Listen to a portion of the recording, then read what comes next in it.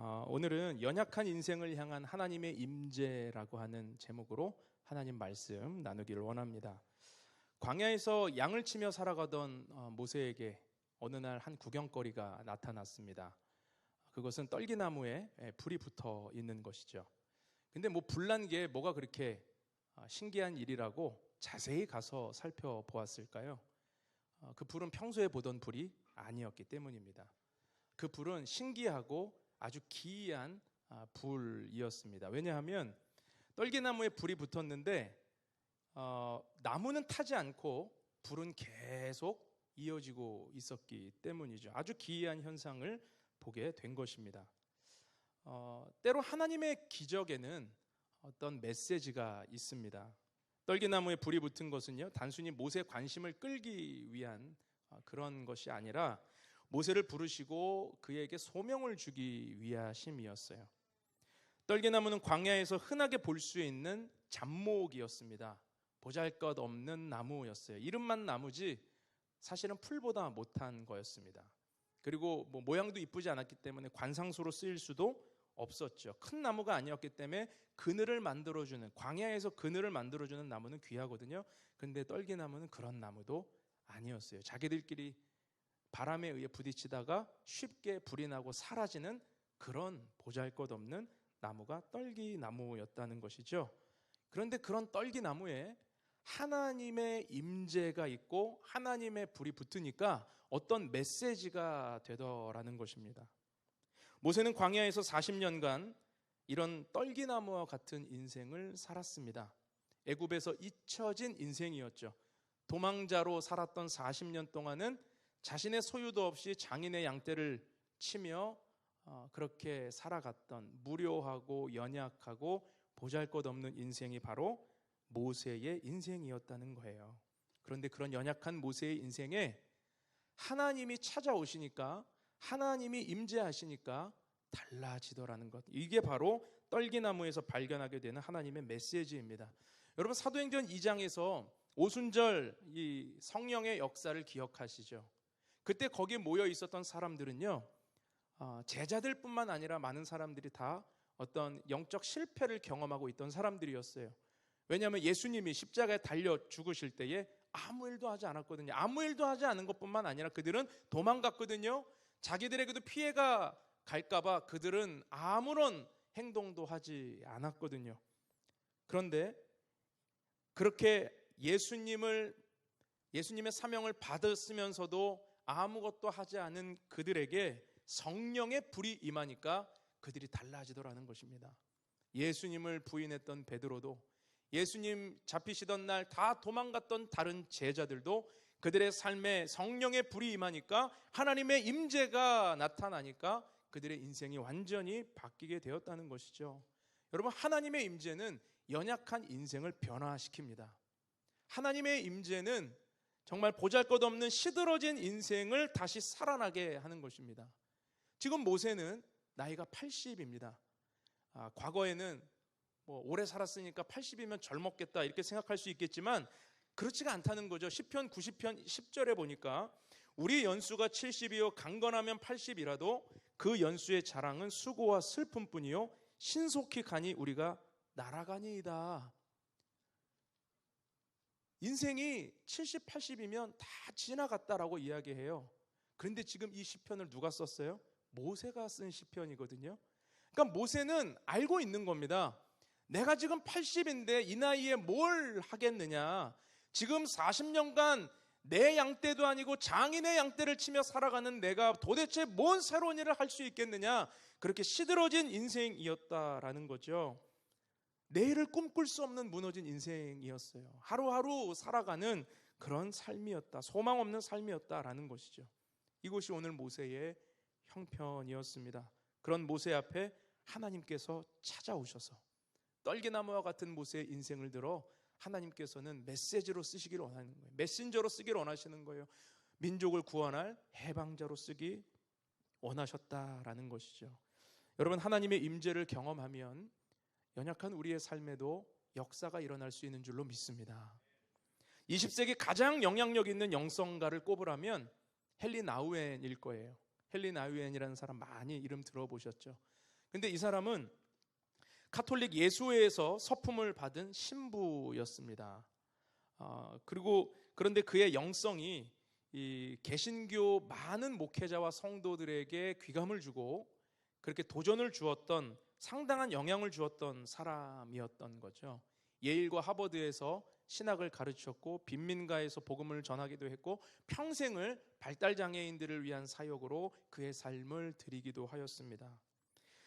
그가 쓴 많은 영성에 관한 책 중에서 가장 유명한 책을 하나 꼽으라면 아마 상처 입은 치유자라는 베스트셀러를 꼽을 거예요. 많은 사람들이 볼 때 헨리 나우에는 상처 입은 치유자였습니다. 왜냐하면 그의 내면 깊은 곳에 사람들이 알지 못했던 그의 연약함과 우울함과 낙심, 상처와 슬픔, 불안함이 있었기 때문이죠. 그의 내면은 두려움과 근심으로 가득 차 있었습니다. 그는 하나님을 가르치고 신학을 가르치는 사람이었고 영성을 이야기하는 사람이었지만 그의 내면은 심각한 어려움이 있었어요. 그는 영혼의 어두운 밤을 경험하고 있었습니다. 영혼의 어두운 밤은 무엇인가? 오늘날도 많은 이들이 경험하고 있는 우울증이에요. 그가 하나님의 그런 사람으로 살아갔지만 그 우울증이 그의 삶을 어렵게 하고 있었던 것입니다. 그런데 하나님의 임재가 그의 삶에 다가오기 시작합니다. 그리고 하나님께서 그의 영혼에 하나님의 불을 주기 시작하셨습니다. 그러자 그의 아픔과 내면이 있는 모습 그대로 상처를 입었지만 상처받은 영혼이지만 그는 있는 모습 그대로 하나님을 향해 나아갈 수 있게 되었고 자신과 같은 상처 입은 자들을 치유하는 영성가로 살아갈 수 있게 되었다는 것이죠. 여러분, 하나님의 임재를 경험하면 우리가 가진 장점은 장점대로, 우리가 가진 실패의 경험은 실패 그대로 가치 있게 될 것입니다. 우리가 지우고 싶은 과거가 있습니까? 그러나 하나님의 임재, 하나님의 그 불이 임하면 그 지우고 싶은 과거도 하나님께서 들어 누군가를 치유하는 도구로 사용해 주실 수 있다라고 하는 것. 여러분, 이것이 떨기나무에서 발견하게 되는 메시지입니다. 자신에게 어떤 연약함이 있다고 해도 그건 아무런 문제가 되지 않는 것입니다.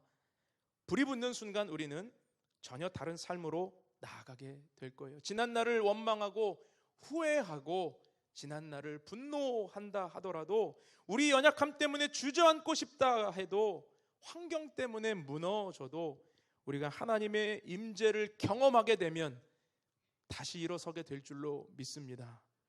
하나님의 임재를 사모하십시오.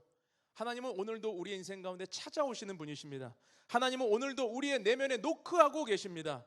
여러분, 여러분의 마음의 문을 활짝 여시고 하나님의 임재, 하나님의 그 영광의 불을 경험하는 오늘 귀한 주일이 될 수 있기를 주님의 이름으로 축원합니다. 오늘 말씀 안에서 하나님의 임재에 대한 메시지 3가지를 나누고 함께 또 주의 은혜를 나누기를 원합니다. 첫째로, 하나님의 임재는 우리 평범한 일상을 거룩하게 하십니다. 모세가 하나님의 불을 경험한 장소는요, 호렙산이라고 하죠. 호렙산. 근데 이 호렙이라고 하는 이 단어의 의미는 말라버렸다, 황무지다라고 하는 의미예요. 그러니까 호렙산은 푸르른 초장이 아니라 완전히 광야와 같은 버려진 황무지였다라는 것이죠. 그런데 하나님은 지금 그런 황무지와 같은 호렙산에서 뭐라고 말씀하십니까? 5절 말씀을 같이 보세요. 하나님이 이르시되 이리로 가까이 오지 말라. 내가 선 곳은 거룩한 땅이니 내 발에서 신을 벗으라. 내가 선 곳은 거룩한 땅이니, 황무지와 같은 그곳을 하나님은 지금 거룩한 땅이라고 말씀하고 계시는 거예요. 그 이유는 무엇입니까? 거기에 하나님의 임재가 있기 때문에, 거기에 하나님의 불이 붙은 떨기나무가 있기 때문에, 하나님 때문에 그 땅이 거룩한 땅이 되었다라는 것이죠.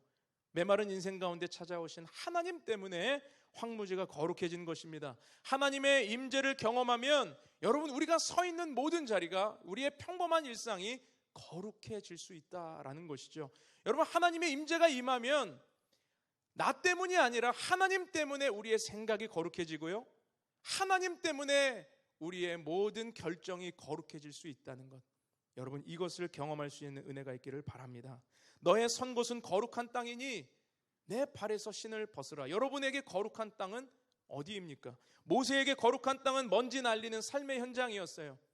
40년간 반복되어 있던 그런 삶의 아주 평범한 일상입니다. 보잘것없는 일상이에요. 40년 중에 1년을 지워도 될 만큼 반복되는 일이에요. 무료한 일이에요. 장인의 양떼를 치는 일이에요.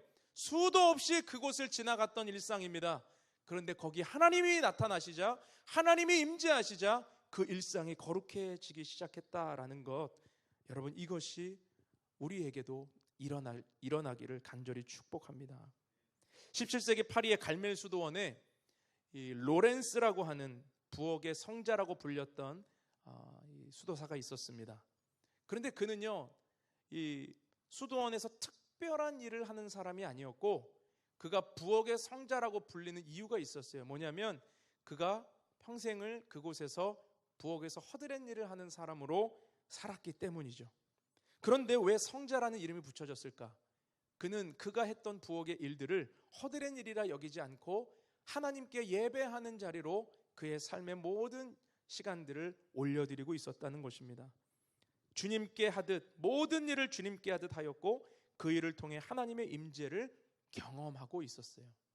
하나님의 임재 연습이라고 하는 책에서 그는 이렇게 고백합니다. 내게 노동 시간은 기도 시간과 다를 바 없다. 내가 일하는 주방은 시끄럽고 어수선하다. 여러 사람이 동시에 이것저것 찾느라 분주하다. 그 속에서도 나는 말할 수 없는 평온함 중에 하나님을 놓치지 않는다. 무릎 꿇고 성찬을 받을 때와 똑같다. 꼭 큰 일만 해야 할 필요는 없다. 나는 후라이팬에 작은 계란 하나라도 하나님을 사랑하는 마음으로 뒤집는다. 그 일도 다 끝나 더 할 일이 없으면 나는 바닥에 엎드려 하나님을 경배한다. 내가 그렇게 할 수 있는 것도 그분이 주시는 은혜 때문이다. 그리고 나서 일어날 때면 나는 어느 왕보다도 더 만족감을 느낀다. 설사 내가 아무것도 할 수 없다 하여도 나는 하나님을 사랑하는 마음으로 방바닥에서 티끌 하나를 주워 올리는 것만으로도 족하다. 로렌스라고 하는 이 사람이 이런 고백을 남겨놓았습니다. 그에게 부엌은 허드렛 일을 하는 장소가 아니었던 것이죠. 그에게 부엌은 하나님의 임재로 가득한 거룩한 땅이었습니다. 너무나도 평범한 일상이 하나님의 임재로 거룩해진 것입니다. 여러분, 다윗도 들판에서 양을 치다가 기름 부음을 받죠. 이스라엘을 다스릴 왕이라는 이야기를 듣습니다. 갑자기 그의 평범한 일상에 하나님의 기름 부으심이 임하자 그 일상이 거룩해지게 된 것입니다. 베드로는 어떻습니까? 고기를 잡는 지극히 평범한 일상 가운데 주님을 만나게 되고 사람 낚는 업으로 내가 너를 부르겠다 말씀하시는 그 음성 가운데 그의 삶이 거룩해지게 되는 것이죠. 여러분, 하나님의 임재는 대단한 곳에 있지 않습니다. 하나님의 불은 특별한 장소에 임하는 것이 아닙니다. 지극히 평범한 우리 일상 가운데 임하십니다. 그래서 우리는 믿음으로 날마다 나의 일상 가운데 하나님이 임재하시도록, 하나님의 불이 임하도록 여러분 기도하며 나아가야 할 줄로 믿습니다. 여러분, 직장생활 오래 하신 분들은 어떤 말이 입에 이렇게 편하게 달고 올라오죠. 뭐 내가 이거 때려쳐야 되는데 때려칠 수는 없고, 제가 이렇게 좀 웃으라고 던졌는데 안 웃으면 제가 당황합니다. 그러잖아요. 반복된 일, 무료한 일. 그런데 생활을 해야 되니까, 가족들 건사해야 되니까, 이거 오늘 때려쳐 말어 이러다가도 참고. 근데 여러분, 때려쳐 말어 하던 그 직장에서 하나님의 임재를 사모하며 여러분 기도하며 하루를 시작해 보세요. 오늘도 하나님 화날 일이 생기면 하나님 바라보기 원합니다. 기도하고 시작해 보세요. 거기에 하나님이 역사하시면 여러분 그 일상이 거룩해질 줄로 믿습니다. 떨기나무와 같은 내 삶에 하나님이 임하시면 나 때문이 아니라, 내가 대단해서가 아니라 하나님 은혜 때문에 여러분 우리의 삶이 완전히 바뀌어지게 될 줄로 믿습니다. 여러분, 우리 가정도 마찬가지죠. 우리의 삶의 모든 터전도 마찬가지예요. 반복되죠. 무료하죠. 지루하죠. 또는 힘들죠. 어렵죠. 연약하죠. 그런데 그곳에 우리의 자원으로는 바꿀 수 있는 능력이 없죠. 그러나 하나님 임재하시면, 하나님의 불이 임하면 여러분 달라지게 될 줄로 믿습니다. 하나님을 소망하십시오. 하나님의 임재를 갈망하십시오. 그 임재는 우리를 새롭게 할 줄로 믿습니다. 두 번째로, 하나님의 임재는 우리의 연약함을 드러내어 치유하십니다.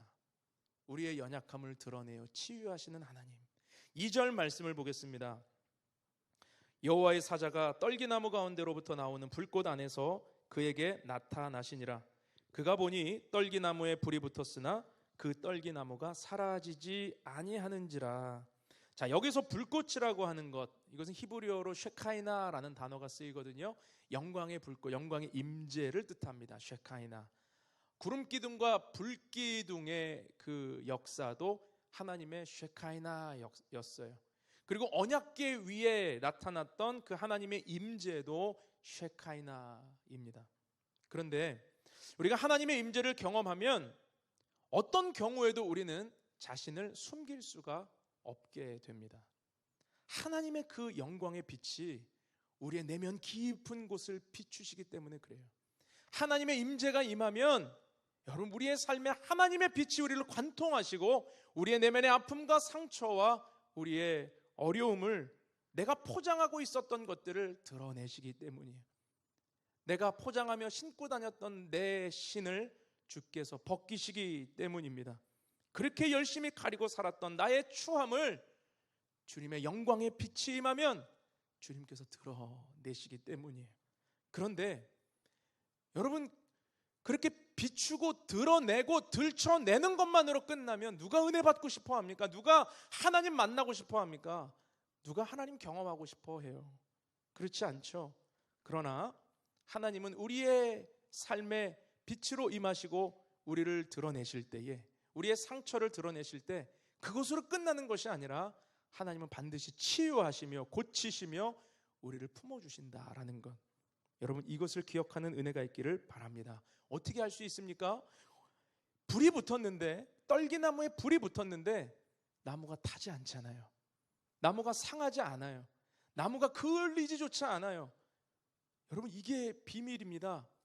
우리가 하나님의 은혜를 받으면 내 인생이 망가질 것 같죠? 내 인생의 쑥대밭이 될 것 같죠? 하나님 원하는 대로 살라고 할까봐, 내가 세상에 붙잡고 있는 건 놓으라 할까봐 은혜 받기 어려울 수 있잖아요. 그런데 하나님의 불이 임하면 절대로 우리는 상하지 않는다는 것입니다. 절대로 우리는 망가지지 않아요. 타지 않아요. 하나님은 불을 주시고 그 나무를 홀랑 태워버리는 분이 아니십니다. 하나님은 우리의 인생에 오시되 우리 있는 모습 그대로에 하나님의 불을 붙여주시는 분이에요.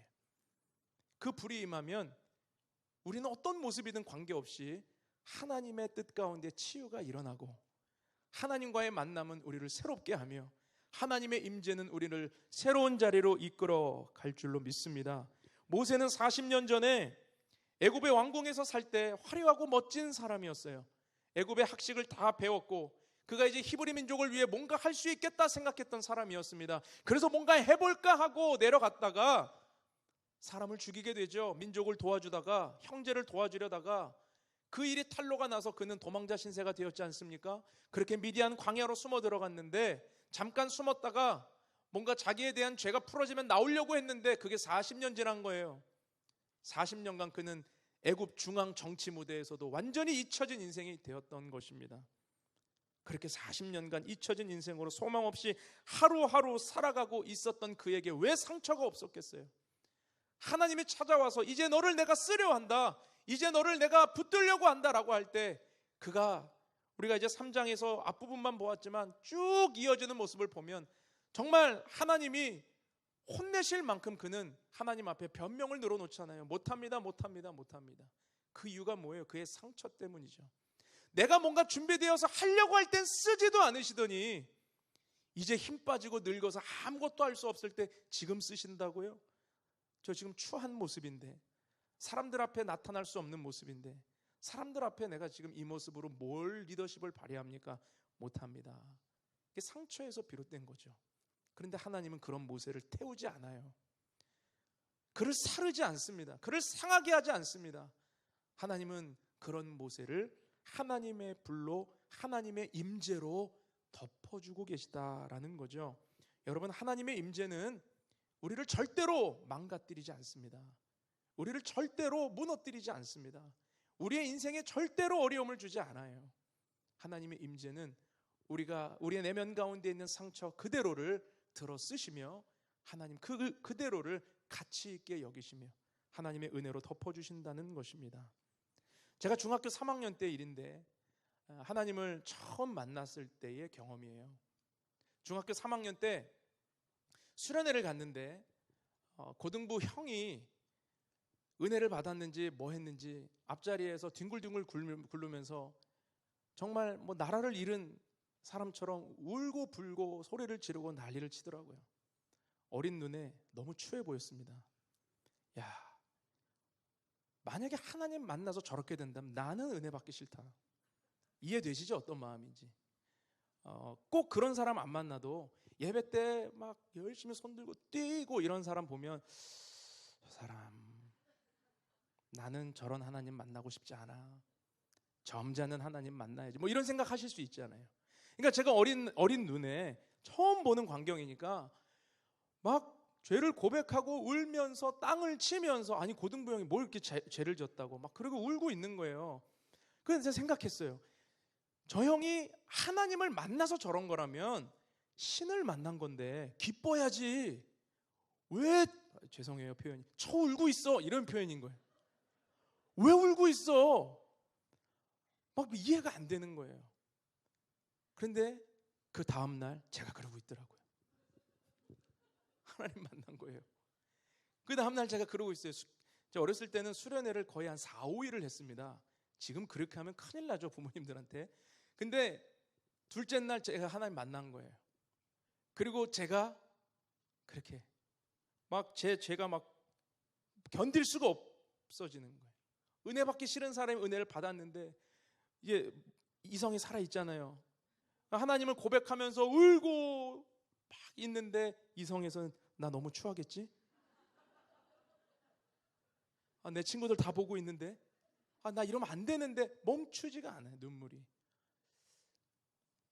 근데요 하나님의 임재가 나를 가득 덮고 있는데 여러분 절대 제가 상하지 않더라고요. 하나님의 임재는 저를 따뜻하게 감싸 안에서 정말 이전까지 그 어디에서도 경험해보지 못했던 따뜻한 품이 제 안에 밀려오기 시작하는 거예요. 그리고 제가 경험했던 상처, 중학교 3학년이 뭔 상처가, 여러분 아이들 상처 많습니다. 우리에게 괜찮은 척해서 그렇지 말을 안 해서 그렇지 애들 상처 많아요. 우리 아이들 하나님 만나야 돼요. 하나님 만나야 치유돼요.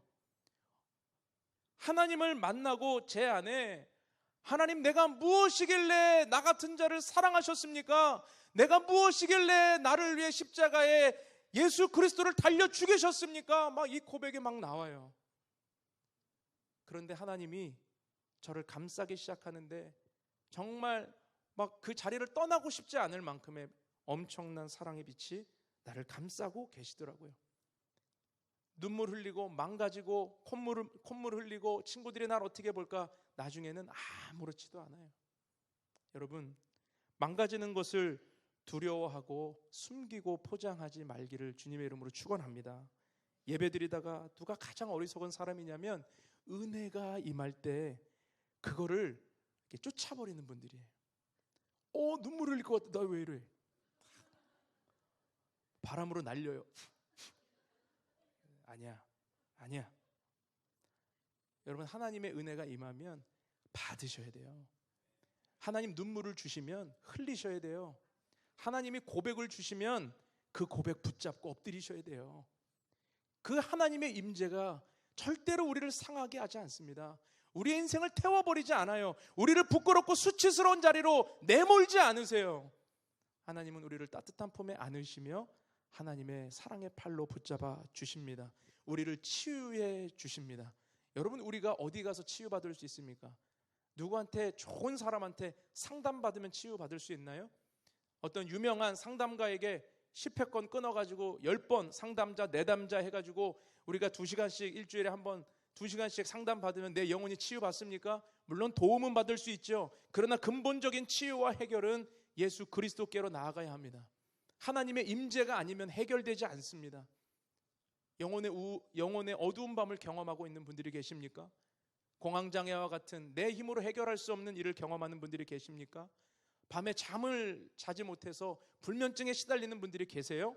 여러분, 많은 약물에 의존하고 어떤 치료 방법에 매달리고 있어도 근본적인 치료는 하나님의 임재가 아니면 안 됩니다. 우리의 모든 형질과 우리의 모든 DNA를 다 알고 계신 하나님, 그 치료자 되신 하나님을 만나지 않으면 절대 치유는 일어나지 않아요. 변화는 일어나지 않아요. 여러분, 하나님의 임재를 사모하실 수 있기를 주님의 이름으로 축원합니다. 하나님의 임재가 우리의 삶에 임해야 우리는 치유될 수 있습니다. 마지막 세 번째로, 하나님의 임재는 우리에게 가슴 뛰는 비전을 갖게 하십니다. 아멘으로 받으시죠? 오늘 9절과 10절 말씀 다 같이 한 목소리로 읽어보겠습니다. 시작. 이제 가라. 이스라엘 자손의 부르짖음이 내게 달하고 애굽 사람이 그들을 괴롭히는 학대도 내가 보았으니 이제 내가 너를 바로에게 보내어 너에게 내 백성 이스라엘 자손을 애굽에서 인도하여 내게 하리라. 아멘. 하나님은 미디안 광야를 헤매고 나그네처럼 살고 있는 이 모세를 부르시고 지금 그에게 비전을 주고 계십니다. 비전. 그런데 여러분, 이 비전이 무엇입니까? 400년간 애굽에 종살이하고 있던 그 민족을 해방시켜라 라고 하는 비전이에요. 여러분, 모세가 이 비전을 듣고 하나님 앞에 핑계대고 변명하며 못한다고 하는 이야기가 등장하지만 이 비전을 처음 들었을 때 그의 내면에 여러분 가슴 뛰는 일이 시작했을걸요. 그가 그토록 바라던 일이었거든요. 그가 그토록 하나님 앞에 쓰임받기를 원했던 그 비전이었거든요. 근데 하나님이 이제 가라. 이스라엘 자손의 부르짖음에 내게 상달되었고 애굽 사람이 그들을 괴롭히는 학대도 내가 보았으니 너는 이제 이스라엘 백성들을 이끌고 애굽을 떠나라 라고 하는 이 음성이 그에게 가슴 뛰는 비전으로 다가오고 있었을 거예요. 떨기나무의 경험은 나 같은 사람도 할 수 있다라고 하는 가능성을 보여주는 말씀입니다. 나와 같은 떨기나무도 하나님의 불이 임하면 가슴 뛰는 비전 가운데 나아갈 수 있게 되는 것입니다. 하나님은 연료에 상관없이 큰 불을 일으키시는 분이에요. 여러분, 우리는 불을 타오르게 하는 연료가 아닙니다. 하나님은 연료에 상관없이 불을 일으키세요. 그러니까 내가 어떠한 모습이든 내가 어떤 상황에 있든 어떤 형편에 있든 하나님의 불이 임하면, 하나님의 임재가 나타나면 여러분, 우리에게는 가슴 뛰는 비전이 생기게 되는 거예요. 많은 사람들이 볼 때 야, 네가 그걸 이룰 수 있겠어? 그래, 나는 못하지. 그러나 하나님이 함께 하시면 될 수 있다라고 하는 가슴 뛰는 비전이 우리 가운데 생길 수 있게 되는 것입니다. 예수님은 평범한 인생을 불러 사도로 세우시고 그들에게 가슴 뛰는 비전을 주셨어요. 마태복음 28장 19절에 너희는 모든 족속으로 제자를 삼아 아버지와 아들과 성령의 이름으로 세례를 주고 내가 분부한 모든 것을 가르쳐 지키게 하라. 자격 없는 인생들에게 하나님이 이런 비전을 주시는 거예요. 모든 족속으로 제자를 삼아 내가 내게 가르쳐준 모든 것을 지키게 하라. 아버지와 아들과 성령의 이름으로 세례를 주라. 가슴 뛰는 비전을 주시는 거예요. 또 사도행전 1장 8절에 오직 성령이 임하시면 너희가 권능을 받고 예루살렘과 온 유대와 사마리아 땅끝까지 이르러 내 증인이 되리라. 가슴 뛰는 비전을 주시는 거죠. 예수 믿는 사람들을 잡아 죽이고 박해하던 교회의 원수였던 사울을 부르셔서 그를 변화시키시고 하나님이 그에게 가슴 뛰는 비전을 주십니다. 너는 이방인들을 위한 내가 택한 그릇이라.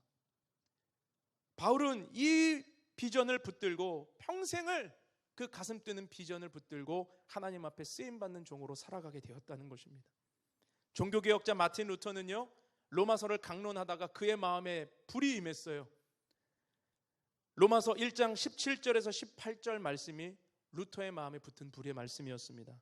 내가 복음을 부끄러워하지 아니하노니 이 복음은 모든 믿는 자에게 구원을 주시는 하나님의 능력이 됨이라. 먼저는 유대인에게요 그리고 헬라인에게로다.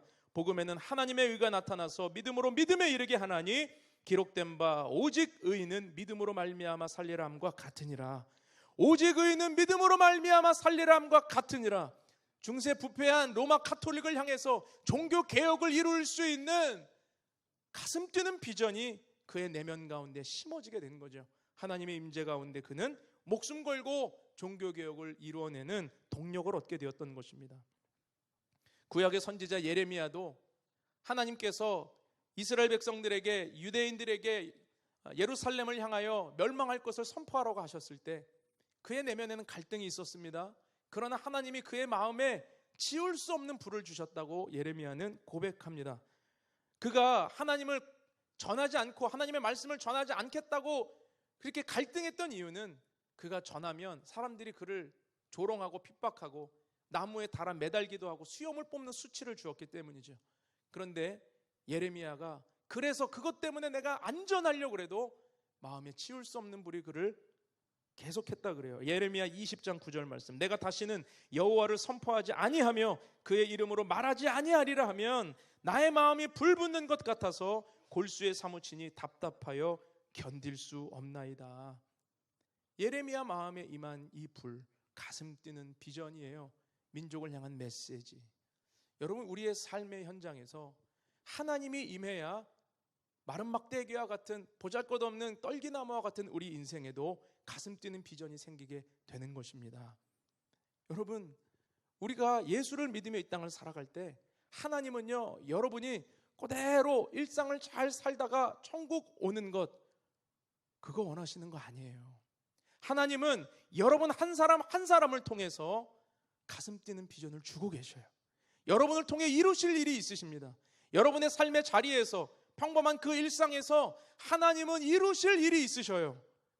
여러분, 이 음성을 발견하는 인생은 가슴 뛰는 비전을 붙들고 하나님의 꿈을 꾸고 오늘을 살아가게 될 줄로 믿습니다.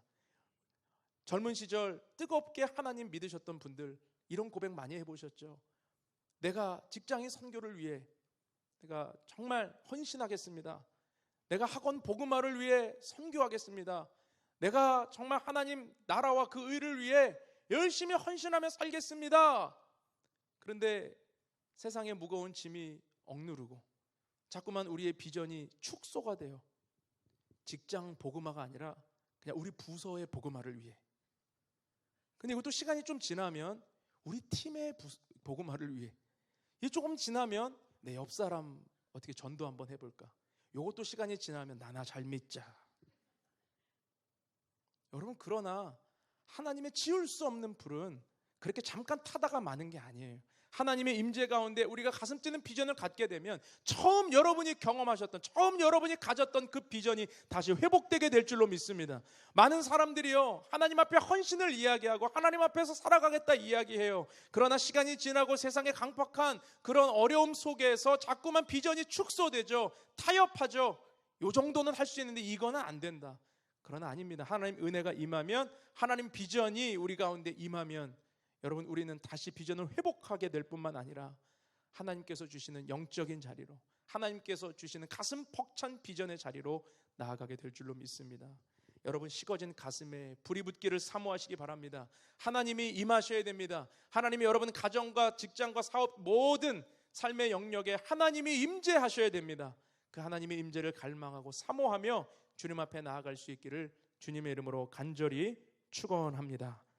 우리 같이 찬양하며 오늘도 기도하며 나아갈 텐데, 오랫동안 자리에 앉아 계셨는데요, 일어나시죠. 나를 통하여라고 하는 이 찬양을 함께 나누기 원합니다. 가사를 읽어드릴게요. 지금 서 있는 이곳에서 높임을 받으소서. 내가 밟는 땅 주님의 땅이니 하늘이 주의 이름 높이 올리며 넓은 바다가 주를 노래해. 모든 만물 주를 경배해. 모든 입술 주를 찬양해. 천지를 만드신 만물의 통치자 높임을 받으소서. 내 평생에 주의 이름 높이며 어느 곳에서든지 주님을 예배하리라.